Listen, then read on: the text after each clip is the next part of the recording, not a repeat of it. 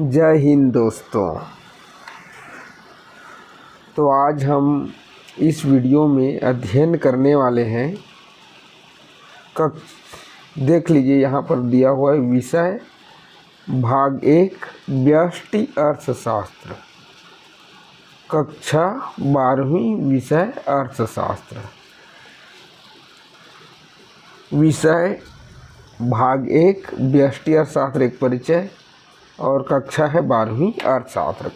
कक्षा 12वीं का अर्थशास्त्र जो है दो भागों में है, एक व्यष्टि अर्थशास्त्र और दूसरा समष्टि अर्थशास्त्र। तो हम अर्थशास्त्र विषय के प्रथम भाग, क्या है प्रथम भाग में, व्यष्टि अर्थशास्त्र एक परिचय अध्ययन करेंगे।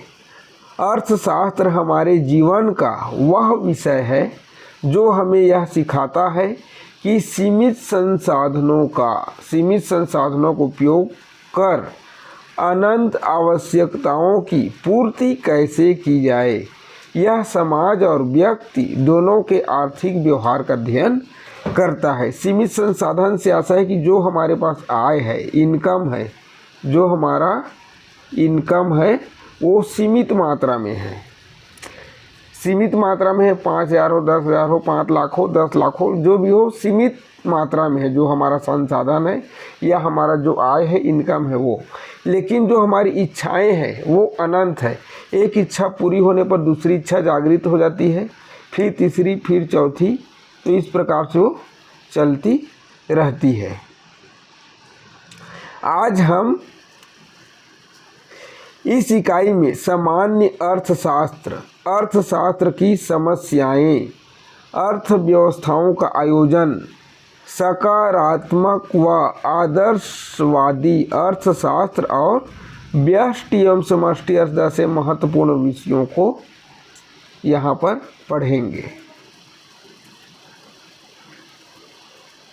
पहला हम देखते हैं सामान्य अर्थशास्त्र। तो सामान्य अर्थशास्त्र क्या है? सामान्य अर्थशास्त्र वह शाखा है जो आर्थिक सिद्धांतों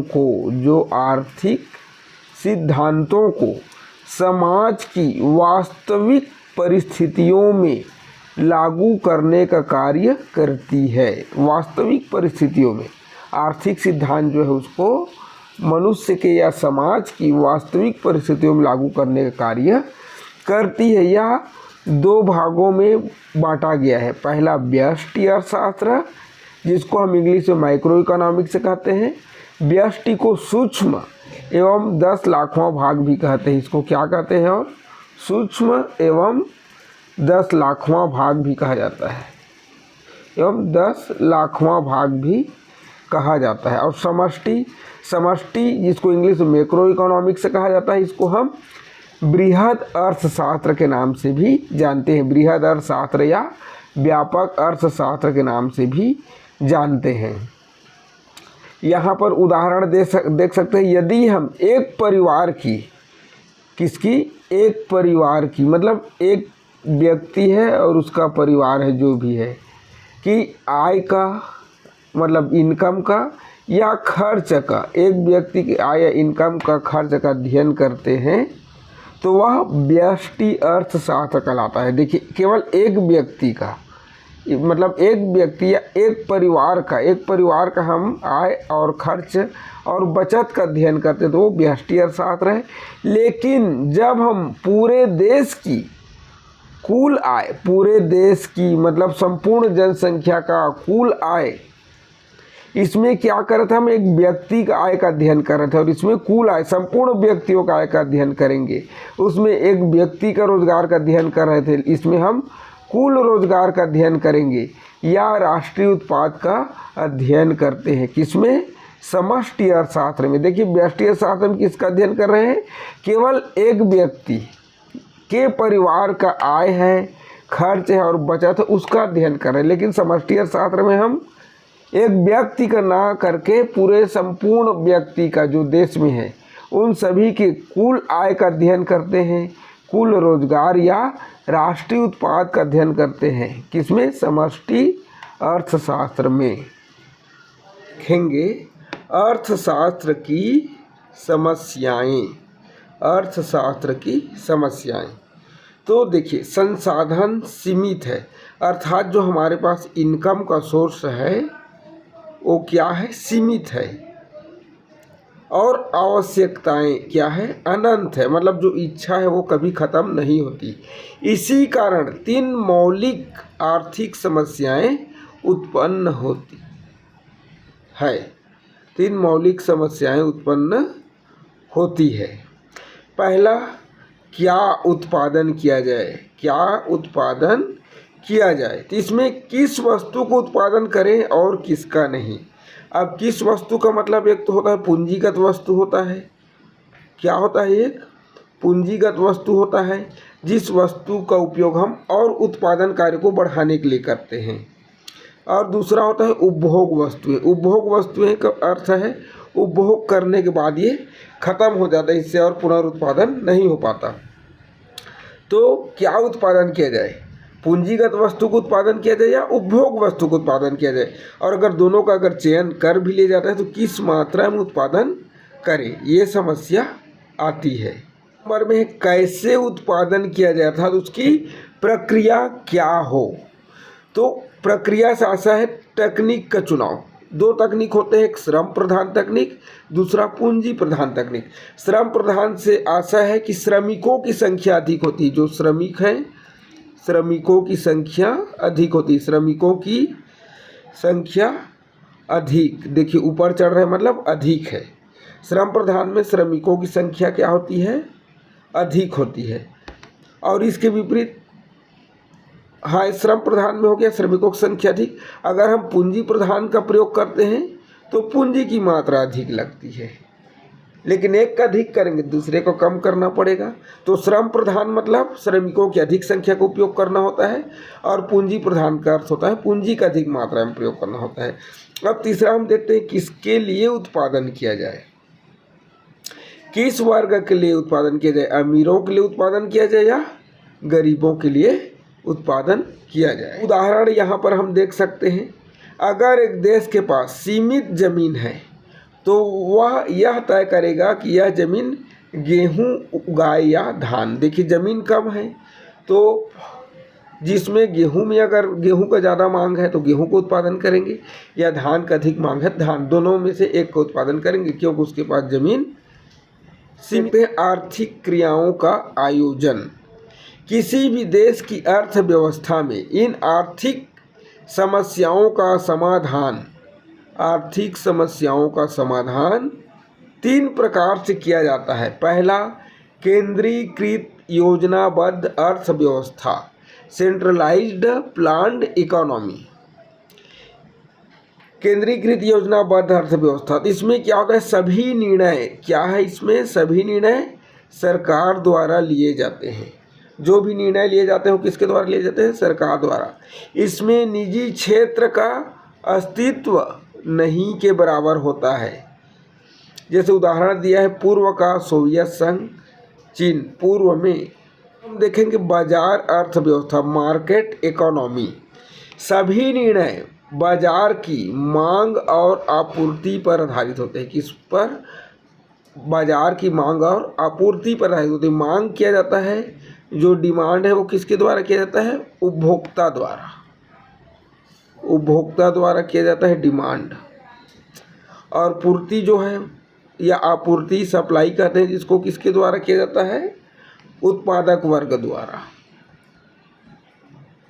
देखिए सभी निर्णय बाजार की मांग और आपूर्ति पर आधारित होती है। तो मांग मतलब डिमांड, डिमांड किनके द्वारा किया जाता है, उपभोक्ता वर्ग के द्वारा किया जाता है, और आपूर्ति उत्पादक वर्ग के द्वारा किया जाता है। निजी उद्यम को स्वतंत्रता, इसमें कोई भी व्यक्ति अपना उद्यम खोल सकते हैं, इसके लिए वे स्वतंत्र होते हैं। जैसे उदाहरण यहाँ पर अमेरिका और चीन। तीसरा हम देखेंगे मिश्रित अर्थव्यवस्था, मिक्स्ड इकोनॉमी।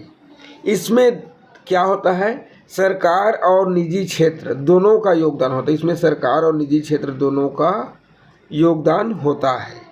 जैसे भारत है, फ्रांस है, इसमें मिश्रित अर्थव्यवस्था। इसके पहले हम लोग क्या देखे थे, पूर्ण होता था। इसमें सरकार का स्वामित्व होता था, किसमें, केंद्रीकृत योजना था व्यवस्था में।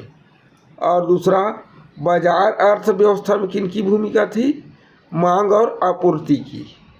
और तीसरा हम देख रहे हैं मिश्रित अर्थव्यवस्था, उसमें किसकी भूमिका होती है? सरकार और निजी क्षेत्र दोनों का योगदान होता है। और इसका उदाहरण भी हम देखे हैं भारत और फ्रांस। अब हम देखते हैं सकारात्मक तथा आदर्शवादी अर्थशास्त्र। तो सकारात्मक अर्थशास्त्र क्या है, जिसको इंग्लिश में पॉजिटिव इकोनॉमिक्स कहते हैं। सकारात्मक अर्थशास्त्र जो है उसका अध्ययन वस्तुनिष्ठ तथ्यों पर आधारित है। किस पर आधारित है? वस्तुनिष्ठ तथ्यों पर आधारित है। जैसे उदाहरण के रूप में भारत में 2025 में 7% आर्थिक वृद्धि दर है। भारत में 2025 में कितना % आर्थिक वृद्धि दर है? 7% आर्थिक वृद्धि दर है। किसमें? सत्र 2025 में। अब दूसरा देखते हैं आदर्शवादी अर्थशास्त्र, नॉर्मेटिव इकोनॉमिक्स, जो होना चाहिए। आदर्शवादी अर्थशास्त्र का क्या कहता है कि ऐसा होना चाहिए, उसका अध्ययन करता है। जैसे नैतिक सामाजिक मूल्यों पर आधारित है, नैतिक और सामाजिक मूल्यों पर आधारित है। जैसे उदाहरण के लिए भारत में गरीबी समाप्त होनी चाहिए। गरीबी अगर है तो वो किस पर अध्ययन करेंगे? अगर गरीबी है तो उसको सकारात्मक अर्थशास्त्र में अध्ययन करेंगे, मतलब वो ज्यों का त्यों बता रहा है। लेकिन हमको आदर्शवादी अर्थशास्त्र का अध्ययन कर रहे हैं तो ये कहेगा कि भारत में गरीबी समाप्त होनी चाहिए, मतलब ऐसा होना चाहिए। अब हम देखते हैं व्यष्टि अर्थशास्त्र को, माइक्रो इकोनॉमिक्स को। तो माइक्रो इकोनॉमिक्स में क्या होता है? एक व्यक्ति, देखिए ये कितना व्यक्ति है? एक व्यक्ति या एक परिवार, इसके परिवार भी एक हो सकते हैं जिसमें बाल बच्चे ये सब शामिल हो सकते हैं, एक परिवार या एक फर्म और उद्योग की आर्थिक क्रियाओं का अध्ययन किया जाता है। व्यष्टि अर्थशास्त्र में किसका अध्ययन किया जाता है? एक व्यक्ति, परिवार, फर्म या उद्योग की आर्थिक क्रियाओं का अध्ययन किया जाता है। इसमें मांग, पूर्ति, मूल्य निर्धारण, उपभोक्ता व्यवहार आदि शामिल होते हैं। इसका उदाहरण के लिए हम देख सकते हैं एक मोबाइल कंपनी का कीमत तय करने का तरीका। एक ही मोबाइल कंपनी तो वो जितना चाहे उतना तय कर सकते हैं। अब हम देखेंगे समष्टि अर्थशास्त्र, मैक्रो इकोनॉमिक्स। तो ये देश की समग्र आर्थिक क्रियाओं का अध्ययन करते हैं। इसके पहले हम जो देखे थे व्यष्टि अर्थशास्त्र में एक परिवार, एक फर्म, एक उद्योग का अध्ययन कर रहा था, लेकिन ये संपूर्ण देश का अध्ययन कर रहा है। संपूर्ण देश में बहुत सारे फर्म है, बहुत सारे उद्योग है, तो संपूर्ण का अध्ययन कर रहे हैं किसका? आर्थिक क्रियाओं का। जैसे राष्ट्रीय आय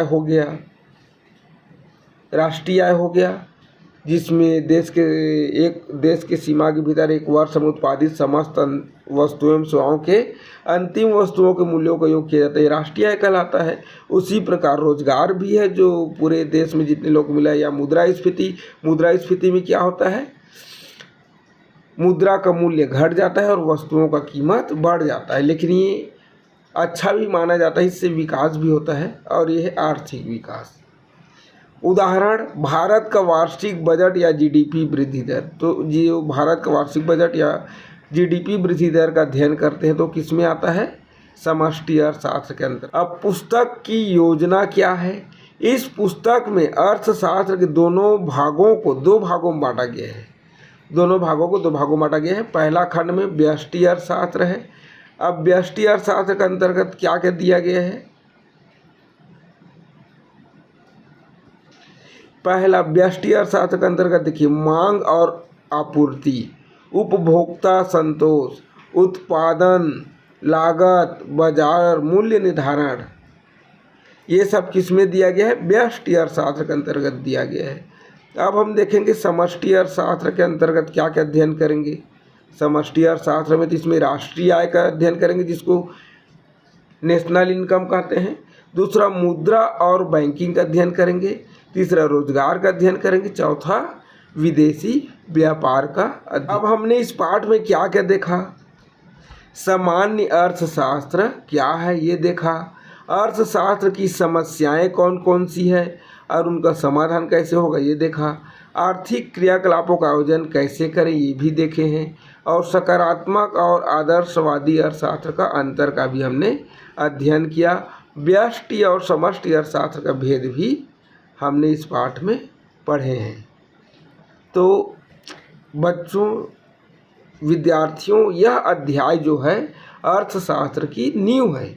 जिस प्रकार से हम घर का नींव को मजबूत करते हैं, उसी प्रकार से इसको समझना, व्यष्टि अर्थशास्त्र और समष्टि अर्थशास्त्र को समझना बहुत ज़रूरी है। इसे अच्छी तरह समझकर आगे के अध्याय पढ़ना सरल हो जाएगा। अब चलिए, आप लोगों ने हमारी इस वीडियो को देखे हैं तो आप लोगों के लिए हम कुछ होमवर्क देते हैं। जैसे इसमें अर्थशास्त्र की 3 मुख्य समस्याएं कौन कौन सी हैं, उसका उत्तर लिखना। दूसरा, केंद्रीकृत और बाजार अर्थव्यवस्था में अंतर स्पष्ट करना। तीसरा, सकारात्मक और आदर्शवादी अर्थशास्त्र का एक उदाहरण भी देना है। और उसके बाद व्यष्टि और समष्टि अर्थशास्त्र में कोई 4 अंक देना है। 4 अंक का एक क्वेश्चन पूछा जाता है, तो इसको आप लोग अच्छे से तैयारी कर लीजिए। 4 अंक इस पाठ से आएगा और इसका मैं 4-4 अंक का प्रश्न के हिसाब से क्वेश्चन भी डालूंगा। तो मेरा वीडियो अगर आप लोग को पसंद आया होगा तो चैनल को सब्सक्राइब कर लें और अपने दोस्तों के पास भी शेयर कर दें, ताकि अधिक से अधिक लोगों को इसका फ़ायदा मिल सके।